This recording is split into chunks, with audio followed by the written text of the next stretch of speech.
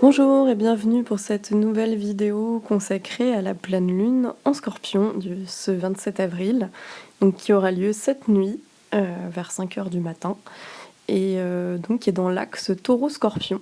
Le soleil est en Taureau, la lune est en Scorpion et on va voir un petit peu quels sont les messages du tarot par rapport à cette pleine lune, quelles sont les énergies qui s'en dégagent et quelle est la dynamique de cette lunaison. Alors, au centre, l'empereur. Ça, c'est épatant. Je vais vous expliquer pourquoi après, mais voilà. On a le mât, qui est toujours... Non, alors là, ça m'amuse beaucoup. Donc, le mât en intérieur. À l'extérieur, la maison Dieu. Ouais, intéressant. On a le monde, dans les énergies conductrices, disons. On a le chariot. Et au bout, la papesse. D'accord. Déjà d'emblée, pour revenir sur ça, c'est ce qui me frappe moi avec l'empereur, c'est parce que du coup j'ai regardé mon dernier tirage, mon tirage qui date du 15 novembre, c'est-à-dire de la nouvelle lune en Scorpion. Et bah oui, je l'ai regardé parce que comme j'en ai fait quand même plusieurs, là il y a quand même quelque chose en fait qui se joue, puisque une pleine lune elle répond à une nouvelle lune. Et donc là, la pleine lune est en Scorpion, donc elle répond à cette nouvelle lune qui date du 15 novembre dernier. Donc dans mon tirage précédent, en fait, l'empereur, il était placé dans la visée, dans le but. Et donc là maintenant, il est dans la ligne du présent. Donc c'est intéressant de voir comment ça se répond justement d'un tirage à un autre. Et je vous invite à aller, ça peut être intéressant de re-regarder ces précédents tirages. Je le mettrai en lien dans la vidéo, en tout cas sur YouTube. Voilà. Donc là, effectivement, il y avait déjà cette énergie de l'empereur, mais qui était dans la visée. Là, elle est maintenant présente, quoi. Donc c'était quelque chose qui nous a amené plutôt à aller vers un ancrage, vers plus d'ancrage. Bon, c'est intéressant parce que quand on voit en fait que une pleine lune, c'est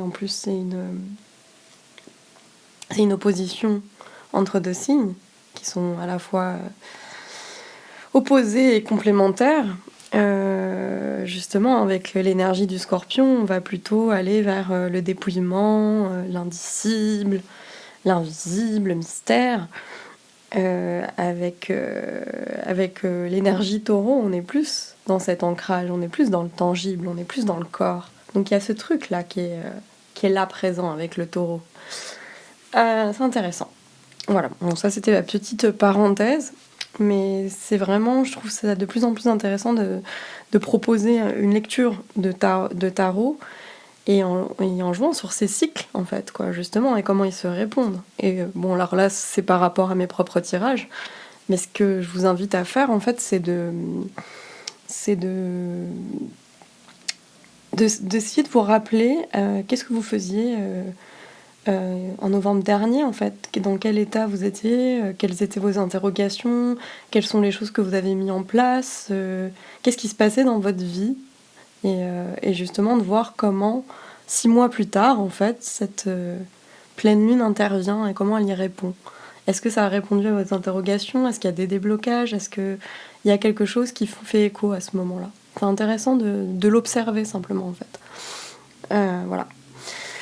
Bon, ce qui est amusant aussi, c'est qu'on avait déjà le mât. Le mât, il était là, en fait, au centre. Donc il y avait cette idée de renouveau. Il y avait aussi cette idée qu'on était un peu dans un moment où on avait besoin de se libérer de certaines choses. Ça vibrait en fait effectivement une libération, un nettoyage, et enfin c'était aussi peut-être une espèce d'énergie d'errance dans laquelle on ne sait pas très bien où on va, et donc on était invité à fouiller à l'intérieur de nous-mêmes pour pour avancer en fait, pour retrouver sa place et donc d'opérer cette forme de nettoyage et d'accepter en fait que les choses sont instables. Euh, et que on n'a pas de vision à long terme en fait. Mais au bout, il y avait l'empereur, donc c'était comme une invitation à se purger, à nettoyer tout ça, pour pouvoir aller vers quelque chose de plus ancré après, retrouver une forme de sécurité et de stabilité. Donc là, on est quand même vachement tourné sur la question de la stabilité, en fait, de nos corps. On a besoin de cet ancrage-là.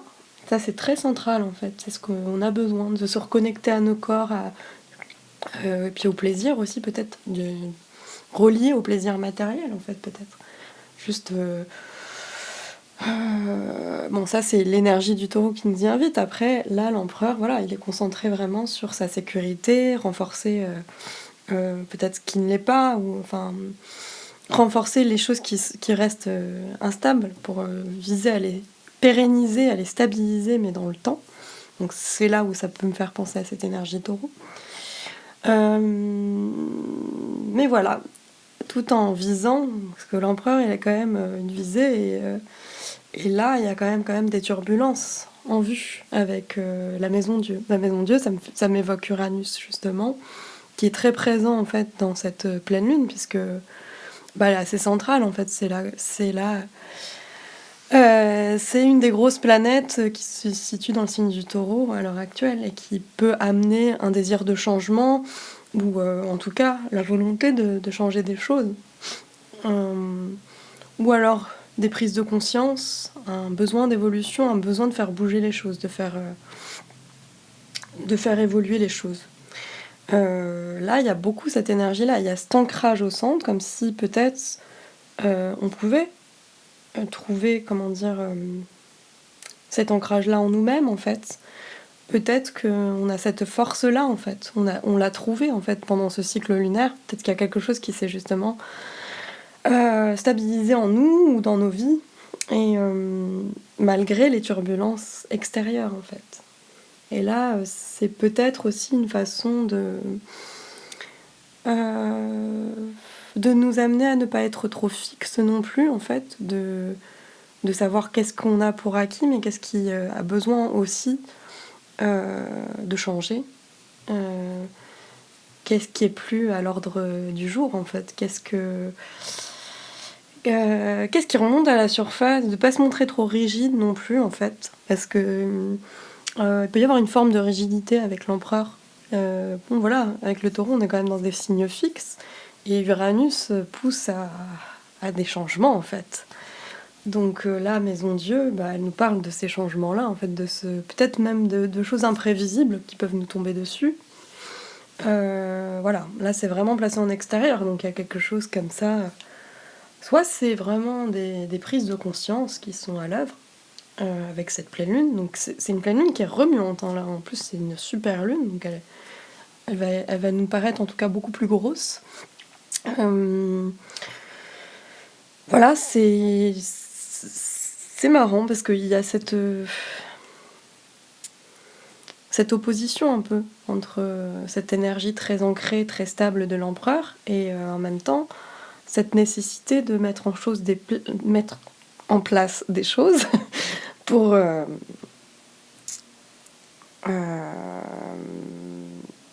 faire évoluer, en fait. Donc voilà, l'empereur il est fixe, mais il y a beaucoup d'énergie, de mouvement autour de lui. Là c'est le mât il est placé dans l'intériorité, donc il y a ce désir de renouveau, il y a ce désir d'être il y a ce désir d'accéder à une libération peut-être intérieure, j'en sais rien, quelque chose, peut-être se confronter à nos peurs, à ce qui ne nous convient plus, accepter en fait de se remettre en question, en fait, qu'il y a des choses qui ne vont plus, s'ouvrir, être dans une disponibilité, en fait, face à ce qui nous arrive, donc d'être capable de s'adapter aussi, et de pas être trop rigide, parce que pour s'adapter il faut savoir être en mouvement aussi, en fait, à faire preuve de flexibilité, de souplesse, en fait. Euh, voilà, il y a ce truc qui a encore besoin de se stabiliser en nous. Alors, il y a besoin de regarder des choses en face aussi, par rapport à ces choses qui sont de l'ordre de l'indicible et qui sont en train de s'ouvrir. Peut-être que cette pleine lune va nous ramener à nous confronter à nos zones d'ombre, en fait. Donc c'est vrai qu'avec le Scorpion, on parle beaucoup de ça, en fait, de se plonger dans l'ombre pour en faire émerger la lumière. Il y a un peu l'idée du phénix. Il y a un jeu entre cette dualité du taureau et du scorpion, où il y a vraiment le taureau qui est plus rattaché aux possessions, au tangible, au corps, et le scorpion qui lui est plus dans le dépouillement, dans l'indicible, dans le mystère, dans l'inconscient. Donc on va plutôt dans les zones d'ombre. Mais là, il y a quelque chose qui émerge, en fait, justement, de cette pleine lune, qui va peut-être être fécond, d'ailleurs, en fait, quoi, parce que on a quand même les énergies du monde, le chariot. Intéressant de relever que le chariot était au même endroit pour la nouvelle lune. Donc il y avait cette idée de pouvoir reprendre une direction, d'être maître de son véhicule, de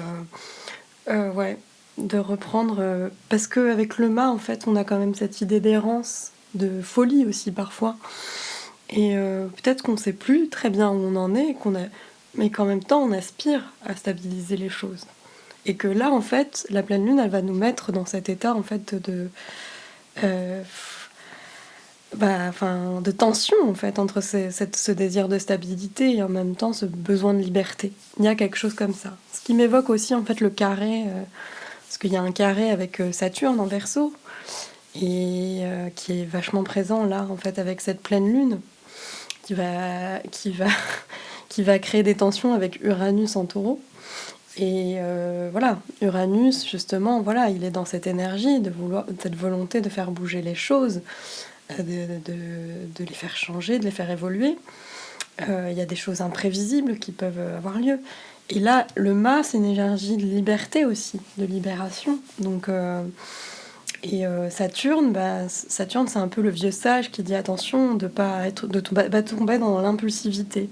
Donc il y a quelque chose comme ça avec l'empereur au centre qui nous permet de regarder les remous à la fois intérieurs et extérieurs, peut-être avec plus de distance, pour pas agir de manière impulsive, en fait, quoi, de manière précipitée. C'est-à-dire que peut-être qu'il faudrait être conscient, en fait, des changements opérés dans nos vies, d'en prendre note, de l'accueillir, de comprendre, mais surtout, en fait, de faire preuve quand même de lucidité, en fait, pour pouvoir faire face à ces changements, pour pouvoir les mettre en place aussi. Il y a une histoire où là, il faut pas être trop rigide, mais il faut en même temps faire preuve de discernement pour pouvoir amener les choses étape par étape. Et il y a peut-être là une espèce de vent de folie là, qui nous pousse à vouloir aller trop vite, peut-être. Parce que là, c'est des énergies très précipitées. Alors au centre, on a cet empereur là qui est bien axé, qui est bien ancré, qui est stable, quoi, qui est un peu comme un chêne, quoi. Et là, on a l'affolement, en fait, de la maison de Dieu et du mât. Alors, ce qui est intéressant aussi, avec cette combinaison de ces deux cartes, l'empereur et la maison de Dieu, ça nous fait 16 et 4, ça nous fait 20. Et donc, il y a le jugement. Et le jugement, justement, c'est aussi des choses qui remontent à la surface, quoi. C'est les choses du passé, c'est simplement, ça peut être à la fois une espèce de résurrection de choses, de renaissance aussi, mais il y a des choses qui remontent à la surface. Il y a l'idée de naissance et de faire émerger des choses. Donc effectivement, avec les énergies du taureau et du scorpion, on est vraiment dans cette idée de fécondité finalement. Il y a un rapport entre la vie et la mort, en fait, quoi, entre ces deux signes. qui est très très fort. Et donc là, il s'agit en fait peut-être de remonter de choses qu'on avait un peu occultées ou qu'on avait... Je dis souvent ça. En fait, j'ai l'impression que mes tirages, ils répètent souvent ce truc-là, qu'il y a des choses qui remontent à la surface, mais c'est vrai que la lune peut être un moment en fait assez culminant pour ce genre de choses. Il y a des émotions qui remontent, il y a beaucoup de choses en fait dans ces moments. Ça peut amener une certaine tension puisque c'est une opposition. Et là, il peut y avoir des vulnérabilités, qu'elles soient matérielles, qu'elles soient...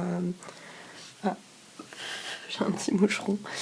Qu'elles soient matérielles, qu'elles soient autres, qu'elles soient émotionnelles, qu'elles soient toutes sortes. Une vulnérabilité, pardon. Ouais, qui émerge en fait avec cette opposition lune et soleil. Et donc beaucoup de remous, mais pour faire émerger des choses qui étaient peut-être tapis dans l'ombre et qui étaient déjà en travail dans cette nouvelle lune en Scorpion. Et là, qui émerge en fait. Donc peut-être qu'on arrive à... Là, ça émerge à la conscience en fait. Donc on a peut-être réussi à aller faire ce travail de l'ombre, aller chercher les parts de soi secrètes, enfouies. Comment dire, les parties refoulées en fait, les parties cachées qu'on veut pas. Et là, il s'agit de les affronter, d'y faire face, de les comprendre. Et de toute façon, elles émergent d'elles-mêmes en fait quelque part. Et donc ça crée ce remous-là, ça crée cette instabilité, ça crée ce changement de structure en fait. Il y a une forme de débordement avec la Maison Dieu, il y a quelque chose qui s'ouvre aussi, qui éclate. Il y a il y a un changement de structure. Et ça peut être brutal, en fait. Il y a quelque chose comme ça. Mais en même temps, c'est salvateur parce que ça amène vers quelque chose de nouveau. Donc, il y a la nouveauté, elle est là, aussi avec le mât.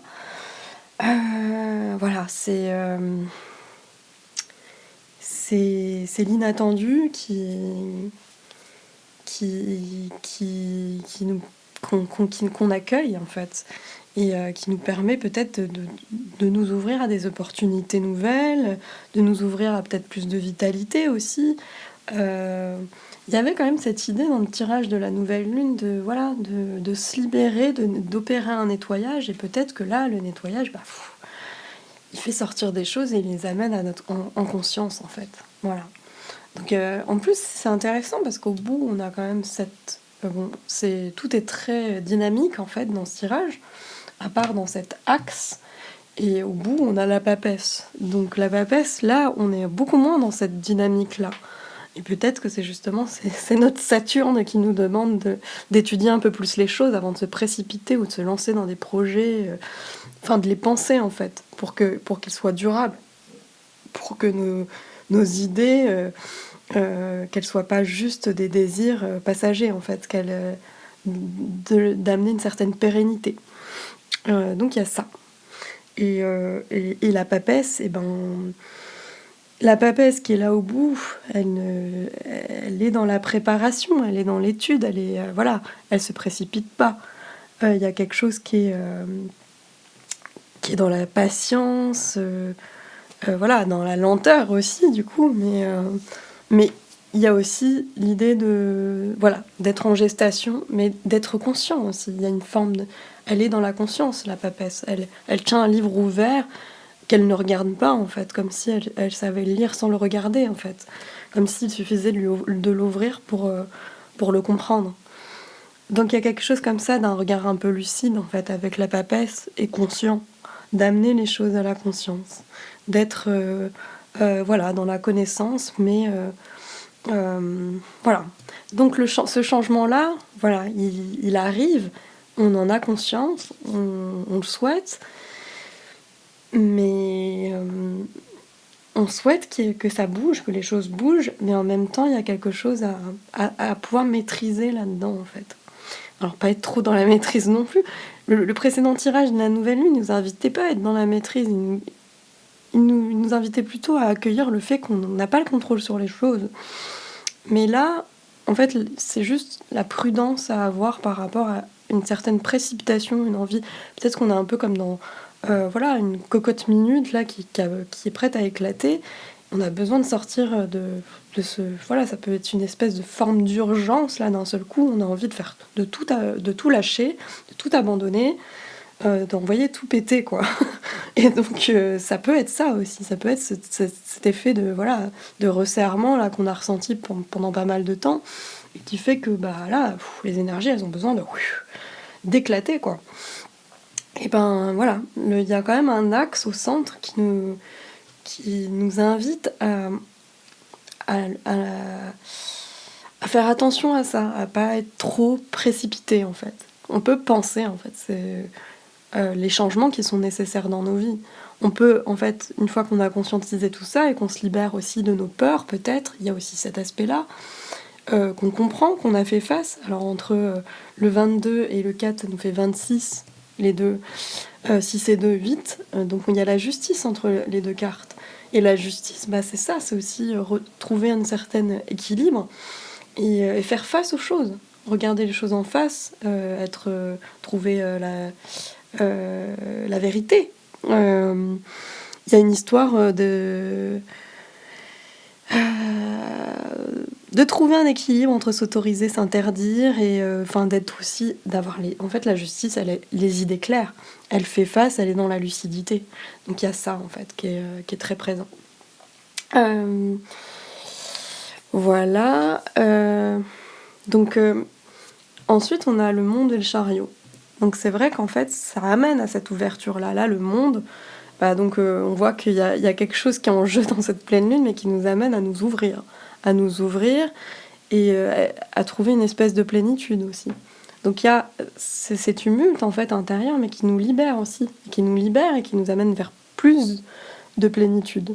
Qui nous amènent à nous réaliser. Mais pour ça, en fait, il faut trouver ce juste équilibre-là entre ce besoin de changement sans vouloir non plus précipiter les choses. Et donc c'est là qu'on est amené à trouver notre rythme pour amener cette réalisation-là, pour la rendre possible en fait. Là, il y a quelque chose de l'ordre de retrouver sa totalité, retrouver sa liberté aussi en fait. C'est aussi la liberté, le monde.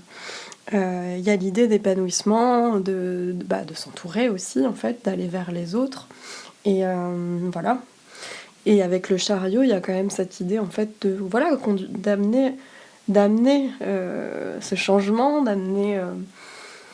de conduire sa vie.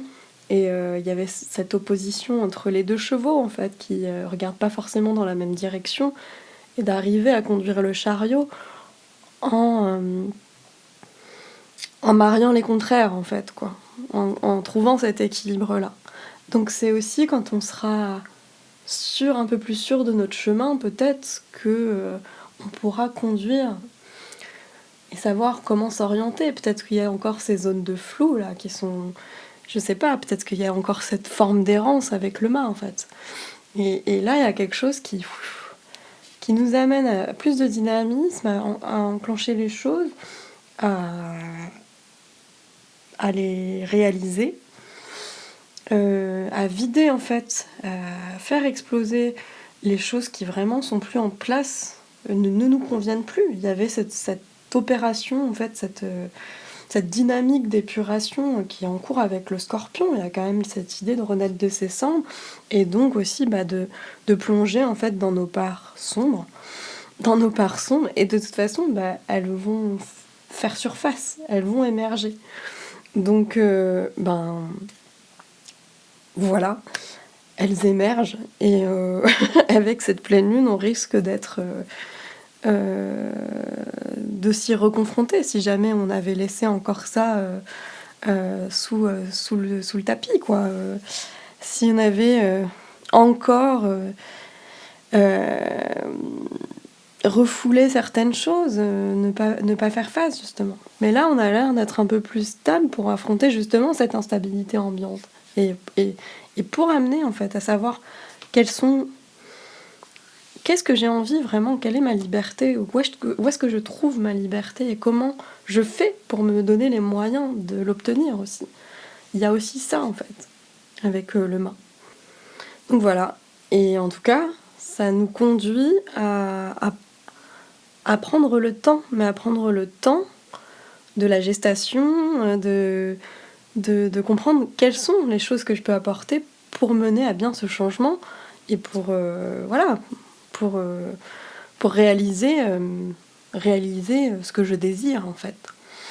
Donc il faut apprendre à retrouver nos... Il est question en fait de... Comment dire? Il est question en fait de voir vraiment ce qu'on a en nous, de voir quelles sont... De se confronter vraiment à ce... qu'est-ce qu'on veut changer dans nos vies? Qu'est-ce qui n'a plus sa place là? Et de le regarder bien en face en fait. De bien en face et de savoir de quoi on a besoin de se libérer, quelles sont nos peurs, euh, comment s'en libérer justement du coup, pour pouvoir s'en libérer. Quelles sont nos peurs, quelles sont les choses qui nous bloquent, quelles sont les choses qu'on n'aime plus chez nous, chez les autres, qu'est-ce qui nous entrave. Et voilà, de l'amener à la conscience. Et du coup, de savoir progressivement comment aller vers cette réalisation, comment conduire sa vie en fait, quoi. Alors là, on a 21 et 7, donc ça nous fait 28. Et donc il y a quand même 28, c'est 10 dans sa réduction. Et donc là, on a encore la roue de fortune. Donc c'est le changement de cycle. C'est aussi la chance, mais c'est aussi voilà, c'est trouver cette opportunité-là, en fait, de faire de peut-être des troubles à la fois de ce qui arrive dans le monde et de ce qui nous chahute intérieurement, bah, d'en faire quelque chose d'autre, de rendre ça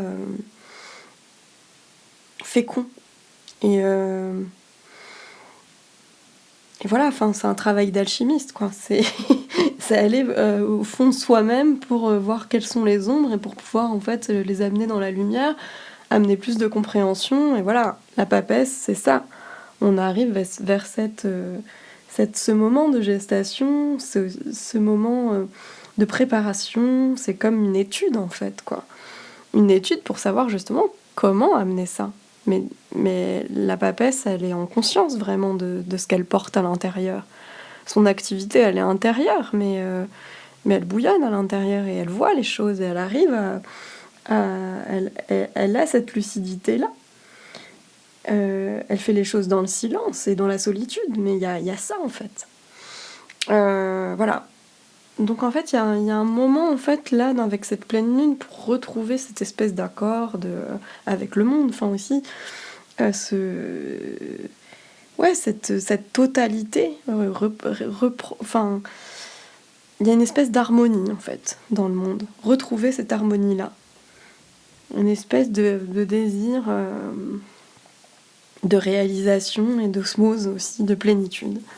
Il y a ça, de réconcilier les différentes parties de nous-mêmes. Ça c'est intéressant. Donc j'ai quand même retiré une carte par-dessus la papesse parce que ça m'intéresse de savoir. C'est vrai qu'il y a des énergies très dynamiques et au bout on a quelque chose de plus fermé, de plus restreint, de plus intérieur, mais oui, c'est aussi le scorpion, il est plus dans cette intériorité-là, donc c'est intéressant. Qu'est-ce que ça nous dit? Mais je vais prendre celle-là. Et ben voilà. Ah bah, vous pouvez pas trouver mieux, quoi. Voilà, on est toujours dans cette tâche du changement, mais là, c'est un changement qui est précipité, ça correspondrait plutôt à Uranus. Là, ça ressemble plus à Pluton. C'est un travail de nettoyage. Ça nous y amène, en fait. C'est une rupture. Il y a quelque chose qui est en rupture. Il y a quelque chose du passé qu'on est en train d'essayer de nettoyer, mais c'était déjà présent dans la nouvelle lune en Scorpion. Ça l'est encore dans cette pleine lune. Parce qu'on est dans une pleine lune en Scorpion. Donc ça répond toujours à ce désir de changement. Mais là, c'est pour mener à quelque chose de beaucoup plus profond, en fait. C'est vraiment liquider les parties de nous-mêmes qui n'ont plus lieu d'être, d'opérer ce nettoyage-là, d'épurer pour que... et de préparer tout ça, en fait. De préparer tout ça. Pour retrouver une forme de pouvoir, en fait. Je sais pas si c'est pouvoir, mais d'être... comment dire? Je sais pas, c'est c'est pas forcément le pouvoir, c'est la puissance peut-être. Retrouver notre puissance d'agir. Mais du coup, voilà, c'est un travail qui est encore lent. Donc on a la papesse qui fait ce travail d'accumulation, de préparation, pour pouvoir amener ce changement-là, en fait. Elle s'y prépare. L'accumulation, ça peut aussi faire penser à cette chose que fait le taureau, en fait, quoi.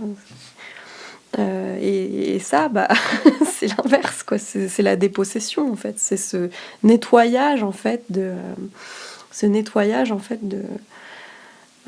ce qui n'a plus de raison d'être.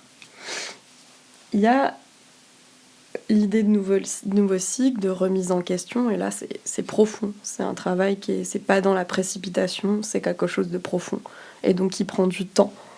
Et on est dans cette révolution-là, dans cette transformation-là. Il peut s'agir de couper avec des mécanismes qu'on a, des mécanismes, voilà, des mécanismes de longue date, voilà, des choses qui demandent à être renouvelées. Mais pour ça, il faut tuer des parties de nous, en fait, de nous-mêmes. Donc il y a une espèce de tri, en fait, de nettoyage, d'épuration, et qui est très scorpion, qui est très très scorpion. Et c'est intéressant aussi parce que les deux cartes ensemble, elles font 15, ça représente le diable. Et le diable, ça fait aussi penser beaucoup à le côté passionné du scorpion. Il y a tout ça, en fait.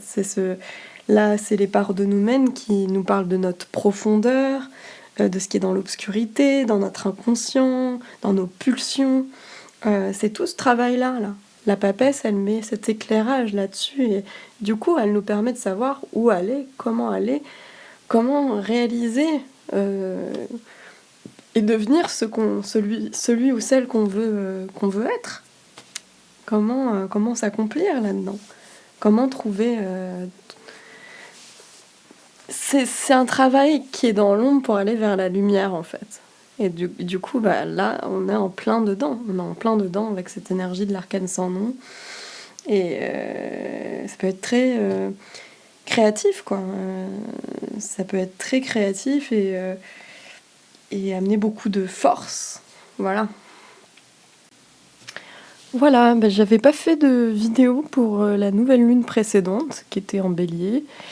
Parce que j'étais pas dans l'énergie, et tout simplement j'ai pas envie de forcer, en fait, quand j'ai pas cette énergie là. J'ai l'impression que le tirage il va pas être très lisible, très, très clair, donc je préfère passer mon tour dans ces moments là. Mais en tout cas, je suis là au rendez-vous pour cette pleine lune, et j'espère que vous allez avoir plein de courage et de persévérance pour traverser ces énergies plein de remous. Et je vous dis à bientôt pour la prochaine vidéo, qui sera sûrement pour la nouvelle lune en taureau. À bientôt!